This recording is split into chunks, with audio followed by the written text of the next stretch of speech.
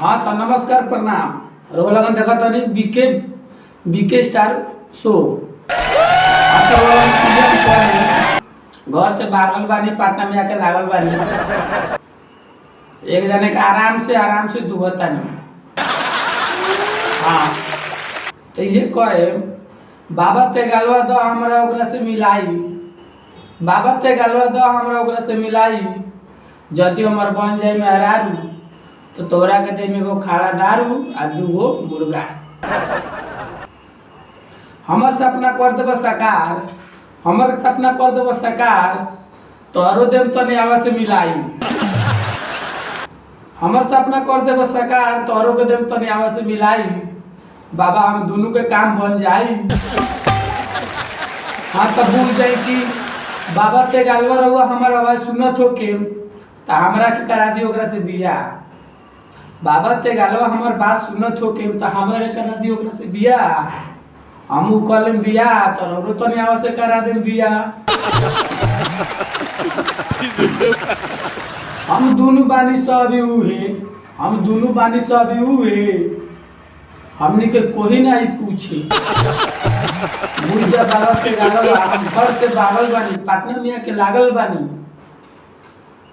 हराम के आराम से दुहता नहीं तो जिंदगी भर दुहे से बनिया हमरा के ओकरा से दी मिलाई। वो बन जाई हमर मेहरारू तो रोरो के दम तो न्यावा से मिलवाई। हाँ तो बाबा ते गालवा रौरा तो अपन सेटिंग कर लेनी, बाबा ते गालवा रौरा तो अपन सेटिंग कर लेनी, हमरो के सेटिंग कराई।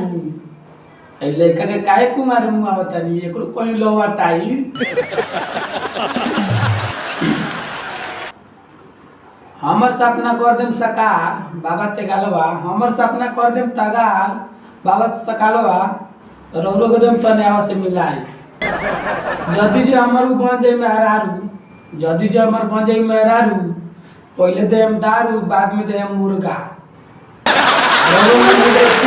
के बाद जाके मैंने भूसौली में रोज जाम सूत, हम चल जाम अपना मेहरारू के संगे रूम में। हाँ तरवा लगन है हमर मुड़िया देख के मत हंसम लगन, काहे से कि गांव में थोड़ा दोसर खेल हो गल लख।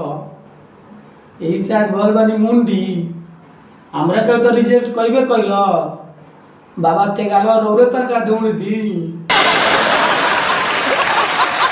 अब हमर सपना लागत ना होई सकार, अब हमर सपना लागत ना होई सकार।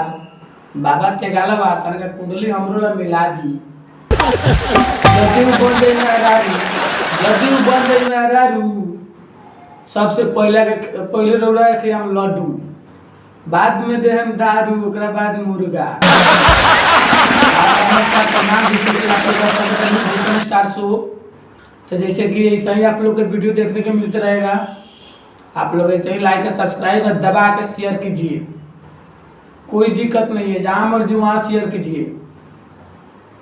बाबा ते गालवा है ना साथ में।